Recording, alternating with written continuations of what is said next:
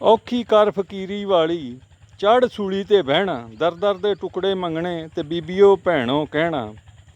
ਫਿਰ ਹੋ ਗਿਆ ਜੀ ਔਖੀ ਕਾਰ ਪੜ੍ਹਾਈ ਵਾਲੀ,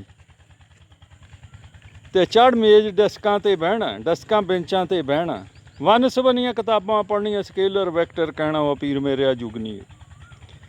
ਔਖੀ ਕਾਰ ਖੇਤੀ ਵਾਲੀ, ਔਖੀ ਕਾਰ ਖੇਤੀ ਵਾਲੀ, ਹਰ ਵੇਲੇ ਹੀ ਟੰਗਿਆ ਰਹਿਣਾ।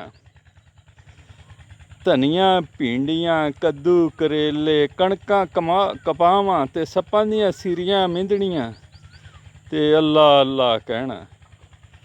ਕਹਿੰਦੇ ਬੜਾ ਕੰਮ ਸੌਖਾ, ਪਿੰਡਾਂ ਵਾਲੇ ਬੜੇ ਸੌਖੇ ਆ। ਆ ਜਨਾਬ ਹਜ਼ਰਤ ਧਨੀਆ ਸ਼ਰੀਫ ਨੇ, ਪਹਿਲਾਂ ਇਹਨਾਂ ਨੂੰ ਬੀਜਿਆ ਪਾਲਿਆ, ਹੁਣ ਇਹਨਾਂ ਨੂੰ ਵੱਢਿਆ, ਵੱਢ ਕੇ ਇਹਨਾਂ ਨੂੰ ਮੰਜੇ 'ਤੇ ਲੱਦਿਆ, ਇਹਨਾਂ 'ਤੇ ਪਾਣੀ ਤਰੌਂਕਿਆ, ਤੜਕੇ ਉੱਠ ਕੇ ਇਹਨਾਂ ਨੂੰ ਮੰਡੀ ਲਿਜਾਣਾ। ਅਤੇ ਮੰਡੀ ਵਾਲਿਆਂ ਨੇ ਇਹ ਜਿਹੜਾ ਹੈ ਨਾ ਜਿੰਨਾ ਵੀ ਆ ਇਹ ਕੋਈ 25-30 ਸੇਰ ਹੋਣਾ ਹੀ ਆ, ਉਹਨਾਂ ਨੂੰ ਕਹਿਣਾ ਲਓ ਰੁਪਈਆ 100 ਤੇ ਨੀਵੇਂ ਨੀਵੇਂ ਹੋ ਕੇ ਘਰ ਨੂੰ ਜਾਓ।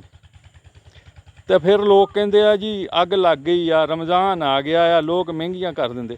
ਅੱਲਾ ਦਿਓ ਬੰਦਿਓ, ਤੁਸੀਂ ਜੋ ਮਰਜ਼ੀ ਕਰੀ ਜਾਓ, ਕਾਸ਼ਤਕਾਰ ਦੀ ਚੀਜ਼ ਮਹਿੰਗੀ ਹੋ ਜਾਏ ਤਾਂ ਤੁਹਾਡੇ ਢਿੱਡ ਦੇ ਵਿੱਚ ਮਰੋੜ ਉੱਠ ਪੈਂਦੇ ਆ। ਕੋਈ ਮਹਿੰਗੀ ਨਹੀਂ, ਕਾਸ਼ਤਕਾਰ ਨੂੰ ਕੁਛ ਨਹੀਂ ਲੱਭਦਾ। ਇਹ ਜਿਹੜਾ ਮਿਡਲ ਮੈਨ ਆ ਨਾ, ਕਾਟਨ ਪਾ ਕੇ ਆਉਂਦਾ ਜਿਹਨੂੰ ਆੜਤੀ ਕਹਿੰਦੇ ਆ, ਉਹ ਆਰਾਮ ਨਾਲ 10% ਲੈ ਕੇ 2 ਘੰਟਿਆਂ 'ਚ ਘਰ ਚਲੇ ਜਾਂਦਾ।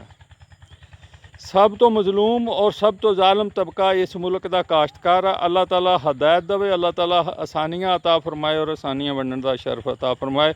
ਪਾਕਿਸਤਾਨ ਜ਼ਿੰਦਾਬਾਦ।